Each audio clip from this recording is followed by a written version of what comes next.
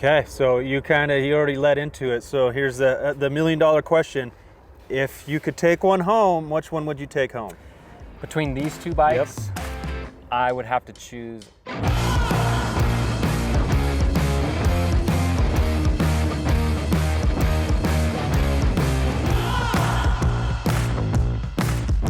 Welcome back to the channel, guys. We got Sam and we have Josh.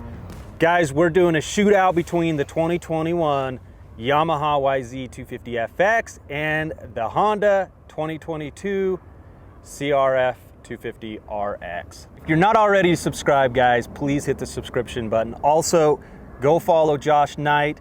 He's got his own YouTube. He's got a whole training program. I'll put the links in the description below. You can go check out all of his content. You're not gonna regret going over there for sure. Also, if you guys are looking to buy parts, there's a Rocky Mountain ATV link in the description. I get a small commission. Thank you in advance. We're out here in the desert. We've got the two bikes behind us. This is their favorite place to be, is out here in the desert, wide open. We're gonna answer the question, which one is our favorite, which one we think you should take home if it was your choice. And let's jump right into it. So we rode these bikes back to back. Let's start with the Honda first. What did you like about the Honda and what did you not like about the Honda? I haven't spent a ton of time riding a Honda 250F in my career, so I was excited to try it out. And honestly, I'm really impressed with the motor and the power delivery, especially down low into the mid. When we compare it to some of these other bikes, I did notice that it had a little bit more of the kind of traditional 250F, little signs off kind of towards the high RPM. Yeah.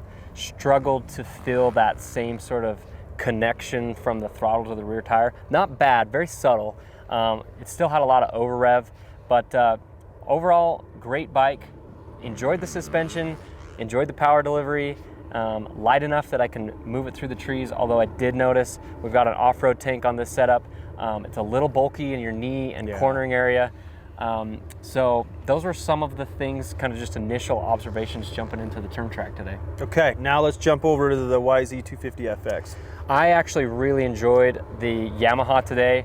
Riding the 250F, the YZ250F, one of the biggest difference motor-wise that I noticed between these two bikes is that on the Yamaha, it doesn't suffer in that high RPM zone. You can run it to as high as you want, all the way up to the rev limiter, and you're still gonna feel like you're driving forward, which is a connection that I really like to feel to the ground.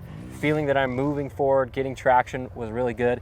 And we're out here in the desert riding pretty slippery terrain. We had a little bit of moisture in the ground today, but overall this is relatively low traction area. And so to feel that connection was really nice. And then the turning capability, that's another thing we noticed between these two platforms, these two bikes, is that initially when you just sit on the Yamaha without riding, when you're not moving, it can feel a little bulky. Yeah. But as soon as you get rolling, you get that momentum and driving forward, it does a great job of tipping into the corners. And so honestly, if I was in a competition, I would feel just a little bit faster on the YZ. Okay, so you already led into it. So here's the million-dollar question. If you could take one home, which one would you take home? Between these two bikes, I would have to choose the YZ250F, the Yamaha. Just because you feel like it's a little more balanced and the power's better and it's a little bit faster? Yeah, it really came down to that sort of sensation of initiating a corner. The cornering process was just a little bit easier. I liked the rider triangle. It felt like I can slide a little bit forward on the seat and make adjustments a little bit easier.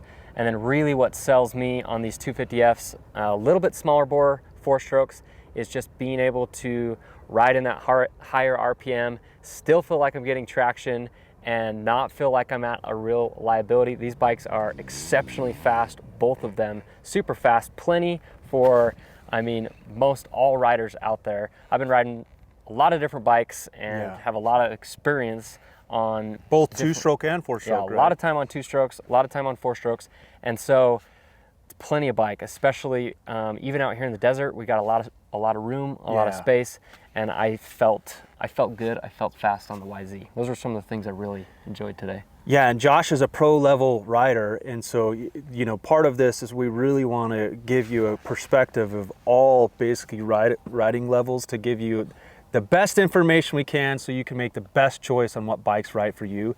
I'm an average rider at best, and to be honest with you, like in the video that you probably have already seen that came out last Sunday, the same thing. I like the Yamaha better. So far for today, guys, the Yamaha's the winner between these two bikes out here in the desert. Now we do plan on taking these on some more technical single track and gonna see which one is gonna be the better of the two, and maybe the Honda can pull out and win and be a little bit better.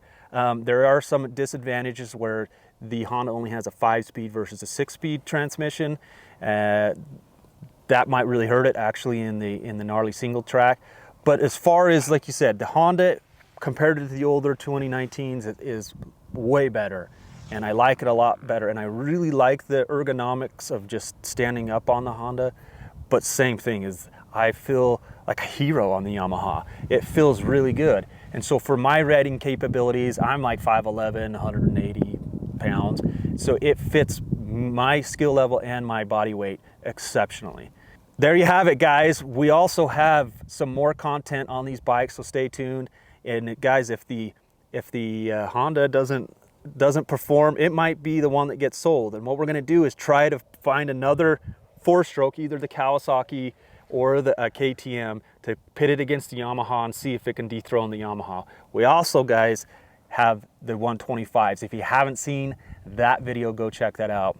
Anyways, guys, before we go, make sure you guys go over to Josh Knight's YouTube channel. Also, Ride with the Knights. Is it ridewiththeknights.com? Yep, ridewiththeknights.com. That's where you can find the training program that we all need to be faster and, more importantly, have more fun and be safe.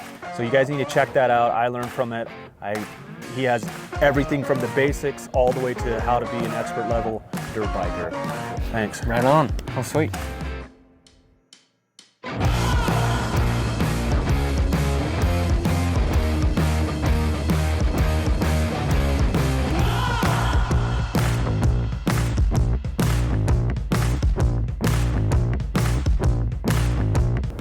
You live? Okay. Mic check. Audio check. Yes! 1, 2, 3. Let's get a little bit of beverage.